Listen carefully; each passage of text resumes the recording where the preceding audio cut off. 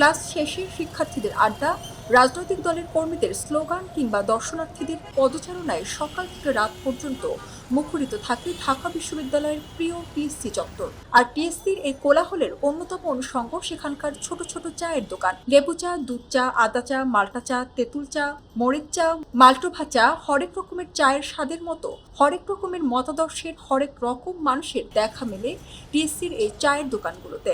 বছরের পর বছর ধরে তাই এই চায়ের দোকানগুলো হয়ে উঠেছে টিএসসির অন্যতম অনুষঙ্গ।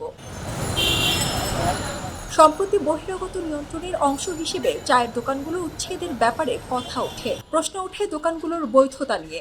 এ কারণেই টিএসসির সামনে সব চায়ের দোকান বন্ধ করে দেওয়া হয়েছে। প্রায় 2 সপ্তাহ হলো টিএসসির চত্বরে কোনো চায়ের দোকান খুলতে দেওয়া হয়নি। জানা গেছে চা দোকানিদের প্রক্টোরিয়াল দলের সদস্যরা দোকান খুলতে নিষেধ করেছেন। চা দোকানিরা চায়ের দোকান খুলতে এলে তাদের বাধা দিয়ে জানিয়ে দেওয়া হয় এখানে আর দোকান করা যাবে না। প্রতিদিনই প্রক্টোরিয়াল টিমের সদস্যদের গাড়ি বহনে এসে টহল দিচ্ছে। এ ব্যাপারে চায়ের দোকানদাররা জানান তারা নিজেরাও বৈধকরণের জন্য নিবন্ধন করে নিতে চান। এর আগেও চেয়েছেন পূর্ববর্তী প্রক্টরের কাছে, কিন্তু এতদিন নিবন্ধন প্রক্রিয়া না থাকায় তারা সেটি করতে পারেননি।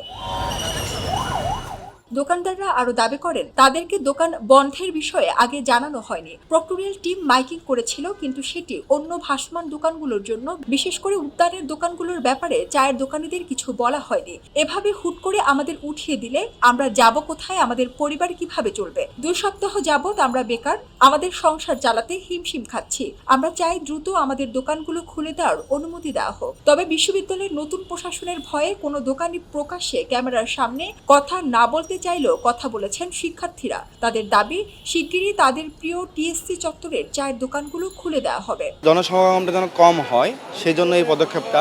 তবে এই পদক্ষেপটা নেওয়ার শুরুতে আমাদেরকে জানানো হয়েছিল যে আপাতত কয়েকদিনের জন্য অফ করা হচ্ছে, আমরা নতুন করে সিলেক্ট করব কারা কারা থাকবে।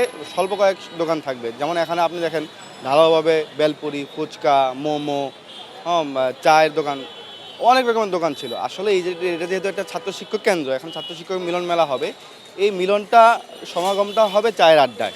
সুতরাং চাটা ছাত্র শিক্ষকের সাথে চাটা খুবই প্রাসঙ্গিক। চায়ের দোকান থাকবেই। চাটা হচ্ছে আবেগ, টিএসসি আমাদের আবেগ, এবং ওই টিএসসিকে মানে টিএসসি যাবি চা খাবি মানে চলে আসে, টিএসসি মানেই চা।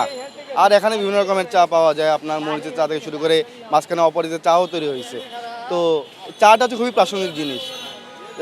এই চায়ের দোকানগুলোকে খুব দ্রুত যেন আবার পুনর্বাসন করা হয়। যারা এই এলাকায়, এই প্রাঙ্গণে 20 বছর ধরে আমাদেরকে চা খাইয়েছেন, আমাদের বড় ভাইদেরকে খাইয়েছেন, অগ্রজদের যারা খাইয়েছেন, তারা যেন আবার আগের মতো দোকানদারি করতে পারেন। আমরা যেন আবার চায়ের আড্ডায় আমাদের গল্প জমে উঠে, আমরা সেই প্রত্যাশা করি প্রশাসনের কাছে। এখানে বাইরে থেকে অনেকে আসে, যার কারণে প্রশাসন এখানে এটাকে নিয়ন্ত্রণ করার জন্য একটা পদক্ষেপ নিছে। এটা অবশ্যই প্রশাসনকে এর জন্য আমরা ধন্যবাদ জানাই। কিন্তু আমরা ঢাকা বিশ্ববিদ্যালয়ের অনেক স্টুডেন্ট আছে যারা টিএসসি কেন্দ্রিক, টিএসসিতে অনেক সংগঠন আছে এবং তারা এখানে আড্ডা দেয়, শিক্ষক শিক্ষার্থী সবাই আড্ডা দেয়, এবং তাদের এখানে আড্ডার জন্য হলো এখানে চাটা লাগে, কারণ চাটা হলো আড্ডার প্রধান মাধ্যম। এলো মুক্ত চিন্তার স্বাধীন দৈনিক খবরের কাগজ।